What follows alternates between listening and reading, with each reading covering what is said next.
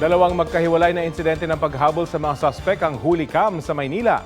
Sa Binondo, isang tanod na kasamang rumisponde sa pagtangay sa e-bike ang nasaksak ng suspek matapos silang ma-corner.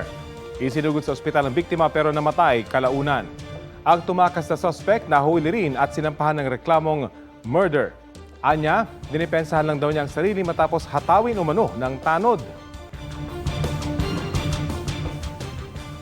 Sa Malate, dalawang pulis ang nakipagpambuno sa lalaking hinuli na dahil may patalim. Pero napuruhan ng isang pulis dahil pinukpok siya ng bato sa ulo ng suspect.